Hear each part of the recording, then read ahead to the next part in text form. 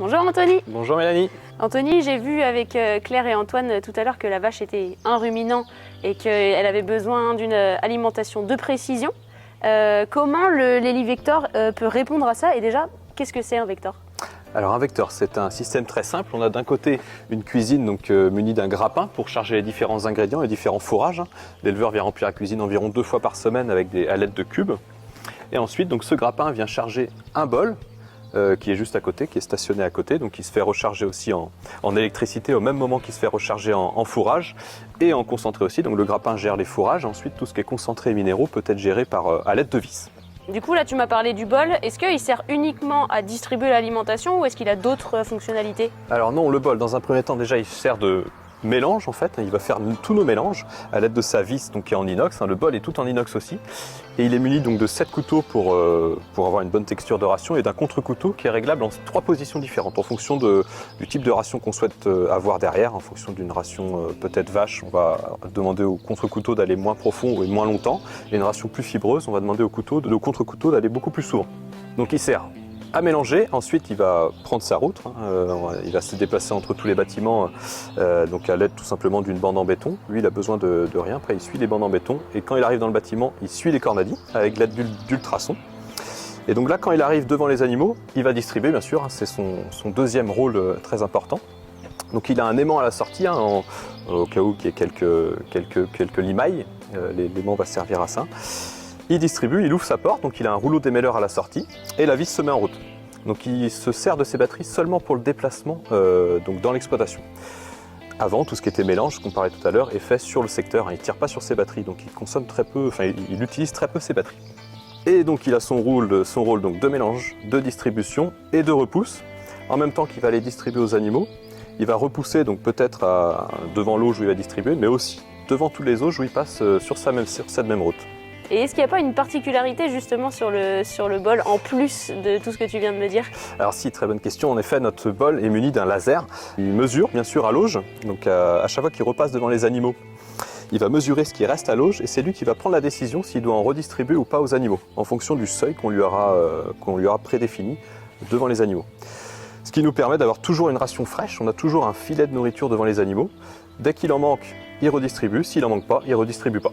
Et du coup, ce laser, est-ce qu'il existe sur d'autres machines ou c'est le seul à Alors non, on est vraiment les seuls à être vraiment un robot d'alimentation. On n'est pas un automate, on est un robot d'alimentation. C'est vraiment l'Helivector qui va prendre la décision s'il doit en redistribuer ou pas. Ce qui nous permet de diminuer vraiment les refus et d'avoir de la nourriture fraîche tout le temps. Alors on est sur l'élevage d'Élodie, il y a quand même une particularité, c'est que les vaches, elles sortent au pâturage. Quel impact ça peut avoir du coup avec le bol? Parce qu'au niveau de la distribution, les vaches elles sont pas tout le temps dans le bâtiment. Comment ça se passe? Alors oui, donc là encore, on revient à notre laser. Grâce à lui, quand les vaches vont partir au pâturage, il va s'en rendre compte parce que ça va moins consommer à l'auge. Donc lui, il va moins distribuer, il va pas remettre de nourriture sur la nourriture qui est déjà présente. Quand les vaches reviennent du pâturage, quand le bol va repasser pour repousser la nourriture, il va remesurer à l'auge, il va se rendre compte que ça consomme plus, donc il va refaire un mélange, tout simplement. Ok, donc ça s'adapte vraiment en fonction de la consommation. Comme le bol il est juste à côté de nous, peut-être que tu peux me présenter les différents éléments? Oui, d'accord. Donc, dans un premier temps ici, comme je parlais, il se déplace donc dans la ferme d'une façon autonome. Donc dès qu'il arrive devant un mur ou un cornadi, il suit ce mur ou cornadi à l'aide de ses ultrasons, il y en a un de chaque côté. Ici, on peut retrouver l'organe de sécurité, c'est le bumper, on appelle ça. S'il y a un tracteur de mal garé ou autre chose, ça vient le détecter et il s'arrête, ça ne force pas. Et ici, on a la bande de recharge. Donc dès qu'il arrive à la cuisine, il vient s'enclencher dans la borne électrique. Je vois que tu as ton téléphone, ça veut dire que tu peux prendre la main sur le bol et le gérer? Alors oui, tout se passe sur une application. Là, je peux par exemple ouvrir la porte. C'est automatique. On peut prendre la main, pareil, pour le déplacer dans l'élevage, si besoin. Donc on a la porte ici, on a un rouleau démêleur à la sortie, donc il se met en route pour la distribution. Et on a juste en dessous, donc comme je parlais tout à l'heure, notre aimant qui est juste en dessous ici, à la sortie donc des fourrages et juste à côté du démêleur. Et tout à l'heure, tu me parlais du laser, est-ce que tu as moyen de me le montrer du coup? Ouais, donc il est juste sur le côté là-bas. Je vais le faire tourner. Hop.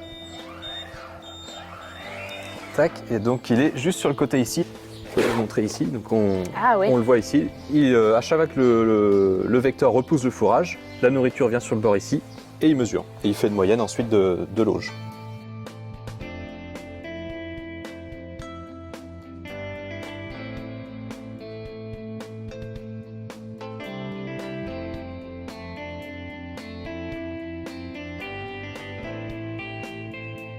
Donc on a parlé de précision, de la ration, tu m'as présenté le bol. Et du coup, est-ce que tu peux m'en dire un peu plus maintenant sur la cuisine? Alors oui, la cuisine donc, qui est munie de son grappin comme on en parlait tout à l'heure. Donc l'éleveur dans cette cuisine-là va entreposer des fourrages à l'aide d'un coupe-cube pour garder la fraîcheur du fourrage. En fait, on ne vient pas détasser le fourrage, on garde vraiment un cube bien tassé, ce qui lui permet de remplir la cuisine 2 fois par semaine en moyenne. Il peut entreposer tout type de fourrage. On a des éleveurs, j'ai un éleveur en tête sur le Morbihan qui met 11 fourrages dans la cuisine. On pourra du maïs, de l'herbe, du foin, de la paille, même des concentrés. Certains mettent les concentrés directement dans la cuisine, les tourteaux. Et donc ce grappin vient ensuite, lui il estime déjà sa quantité en relevant. Si jamais il en a trop dans son grappin, il repose et il reprend un petit peu plus haut. Il vient ensuite déposer ça dans le bol. Et là c'est pesé à l'aide de 3 pesons précisément dans le bol de l'Helivector. Déjà le mélange on peut déjà le faire rien qu'au chargement. On peut alterner le maïs, l'herbe par exemple. D'abord on va souvent mettre de la fibre dans le fond du bol, ensuite maïs, herbe, on pourrait alterner à chaque fois. Et tout ce qui est minéraux et concentrés peuvent être mis à 30% du mélange ou à 50%. Vraiment au choix en fonction de ce que l'éleveur souhaite. Donc ça c'est l'éleveur qui peut le paramétrer lui-même. Ouais, donc à l'aide du logiciel Horizon, il rentre ses rations dedans, ses ordres de chargement, il peut changer ça en 2 clics très facilement.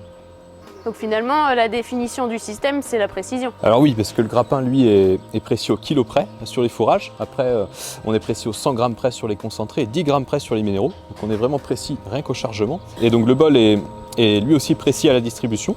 Il connaît la longueur de l'auge, son parcours à réaliser, et il pèse en continu. Donc il adapte sa vitesse en fonction de ce qui tombe. Il est en auto-apprentissage en continu. J'ai vu avec Claire tout à l'heure que les animaux avaient différents besoins. Est-ce que le vecteur du coup peut alimenter absolument tous les animaux de l'élevage? Alors oui, c'est tout l'intérêt du Helivector, donc on a un bol de 2 mètres cubes de capacité. C'est ce qui nous permet de réaliser vraiment des petites rations pour les vaches taries par exemple, les prépavelages. On peut se permettre aussi de faire une ration donc petite génisse, moyenne, grande, et une ration comme ici, début de lactation et fin de lactation par exemple. C'est vraiment l'intérêt du bol, l'Helivector, c'est de faire une multitude de rations possibles. Il faut faire de l'épicerie entre guillemets pour répondre vraiment aux besoins de chaque stade physiologique d'animaux. Et comment ça se passe s'il y a du mouvement dans le troupeau, si j'ai plus ou moins d'animaux? Alors là, revient encore notre laser. S'il y a 2 animaux en plus ou 3 animaux en moins, entre guillemets, l'éleveuse ou l'éleveur n'a rien à faire. Le bol va s'en rendre compte tout seul, grâce à son laser. Il va voir que ça consomme moins, donc il n'en distribue pas. Pareil, si on a des mouvements de génisses dans les lots des génisses, on n'a rien à faire, on le laisse en autonomie. Donc en ce moment, on parle beaucoup de la consommation d'énergie et des différentes économies. Combien ça consomme un système comme celui-ci? Donc oui, les consommations énergétiques, c'est un sujet très important à l'heure d'aujourd'hui. Donc pour notre système Vector, donc je parle bien du grappin et du bol, tout le système en lui-même, on consomme 10 kWh aux 100 animaux par jour d'électricité, ce qui représente entre 1 et 2 euros d'électricité par jour pour 100 animaux, qui est fait de lui le système le plus économe du marché en termes d'énergie. Merci beaucoup Anthony pour toutes ces précisions. Donc, du coup maintenant on sait avec Antoine, Claire et puis ta présentation également comment fonctionne la vache, quels sont ses besoins et comment le système Vector peut répondre à ces différents besoins. Il se trouve que demain j'ai rendez-vous avec Jean-Marc Eliès qui est nutritionniste et qui va pouvoir me donner aussi son point de vue extérieur sur le système Vector, et donc j'ai rendez-vous avec lui sur une autre exploitation. Donc, merci beaucoup.